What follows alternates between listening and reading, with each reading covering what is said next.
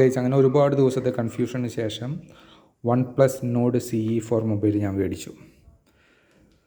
അപ്പോൾ ഇത് ഡെലിവറി വന്നപ്പോൾ ഇതിൻ്റെ ഒപ്പം കിട്ടിയതാണ് മൊബൈൽ. ഓഫ് കോഴ്സ് പിന്നെ ഒരു നല്ലൊരു കവർ അവർ തന്നിട്ടുണ്ട്, ബാക്ക് കവർ തന്നിട്ടുണ്ട്. പിന്നെ ചാർജർ കേബിള്, പിന്നെ ഇതാണ് എൻ്റെ പാക്കിൽ. ഒരുപാട് ലെറ്റേഴ്സ് അങ്ങനത്തെ സാധനങ്ങളുണ്ടല്ലോ അതിൻ്റെ ഒപ്പം. ആ പിന്നൊരു എന്താ പറയുക, റെഡ് കേബിൾ ക്ലബ്ബ്, എന്തോ വെൽക്കം ബെനിഫിറ്റിനുള്ള കുറച്ച് ഒരു കാർഡാണ്. എന്തൊക്കെയോ ഓഫറുണ്ട്. ഈ കാർഡ് സ്കാൻ ചെയ്ത് കഴിഞ്ഞാൽ നമുക്ക് കാണാൻ സാധിക്കും. പിന്നെ സ്റ്റിക്കറുകൾ, അങ്ങനെ അല്ലറ ചില്ലറ കുറേ സാധനങ്ങളൊക്കെ കിട്ടിയിട്ടുണ്ട്.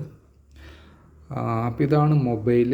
ഇത് ലുക്ക് വൈസും പിന്നെ അതിൻ്റെ എന്താ പറയുക, സൈസൊക്കെ നമുക്ക് കയ്യിൽ നല്ല കംഫർട്ടായിട്ട് പിടിക്കാൻ സാധിക്കും.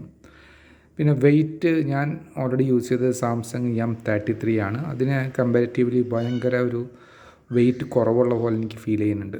വെയ്റ്റ്ലെസ് ആണ്. അതിൻ്റെ ഡിസ്പ്ലേ ഒക്കെ നല്ല ഡിസ്പ്ലേ ആണ്. പിന്നെ നല്ലൊരു സ്റ്റാൻഡേർഡ് ഉണ്ട് ഈ മൊബൈൽ കാണാൻ വേണ്ടിയിട്ട്.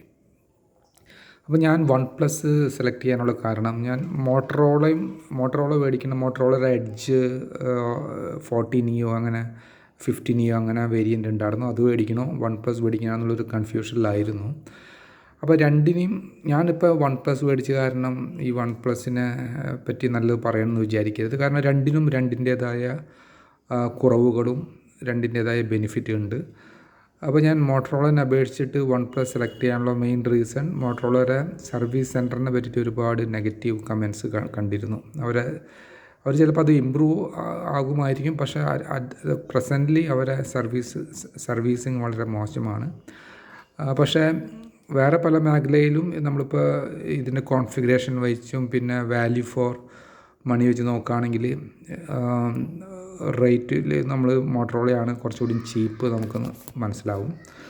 അങ്ങനെ രണ്ടിൻ്റേതായ പോസിറ്റീവ് നെഗറ്റീവ് ഉണ്ടെങ്കിലും ഞാൻ ചൂസ് ചെയ്തത് OnePlus ആണ്. ഈ OnePlus ഞാൻ സെലക്ട് ചെയ്യാനുള്ള കാരണം, എനിക്ക് തോന്നുന്നു ഐഫോൺ കഴിഞ്ഞ് കഴിഞ്ഞാൽ അത്യാവശ്യം ഒരു എന്താ പറയുക, ഒരു യൂണിക് അല്ലെങ്കിൽ ഒരു അത്യാവശ്യം ഒരു ബ്രാൻഡ് വാല്യൂ നമുക്ക് OnePlusൽ നമുക്ക് കാണാൻ സാധിക്കും.